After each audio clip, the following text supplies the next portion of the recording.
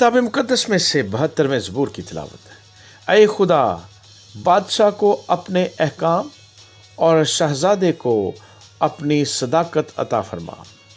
وہ صداقت سے تیرے لوگوں کی اور انصاف سے تیرے غریبوں کی عدالت کرے گا۔ ان لوگوں کے لیے پہاڑوں سے سلامتی کے اور پہاڑیوں سے صداقت کے پھل پیدا ہوں گے۔ وہ ان لوگوں کے غریبوں کی عدالت کرے گا۔ وہ محتاجوں کی اولاد کو بچائے گا اور ظالم کو ٹکڑے ٹکڑے کر ڈالے گا۔ جب تک سورج اور چاند قائم ہیں، لوگ نسل در نسل تجھ سے ڈرتے رہیں گے۔ وہ کٹی ہوئی گھاس پر میंہ کی مانند اور زمین کو سیراب کرنے والی بارش کی طرح نازل ہوگا۔ اس کے ایام میں صادق برومند ہوں گے، اور جب تک چاند قائم ہے خوب امن رہے گا۔ اس کی سلطنت سمندر سے سمندر تک اور دریائے فرات سے زمین کی انتہا تک ہوگی۔ بیابان کے رہنے والے اس کے آگے جھکیں گے اور اس کے دشمن خاک چاٹیں گے۔ ترسیس کے اور جزیروں کے بادشاہ نظریں گزرانیں گے۔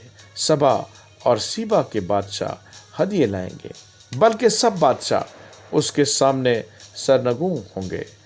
کل قومیں اس کی متی ہوں گی، کیونکہ وہ محتاج کو جب وہ فریاد کرے اور غریب کو جس کا کوئی مددگار نہیں چھڑائے گا، اور غریب اور محتاج پر ترس کھائے گا اور محتاجوں کی جان کو بچائے گا۔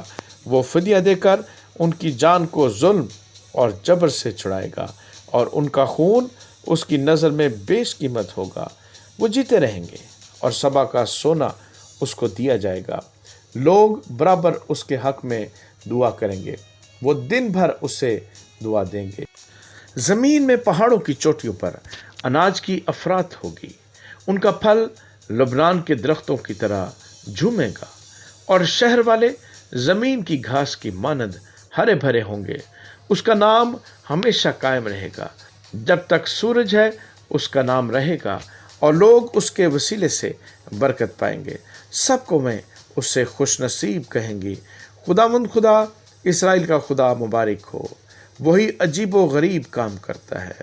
اس کا جلیل نام ہمیشہ کے لیے مبارک ہو، اور ساری زمین اس کے جلال سے معمور ہو۔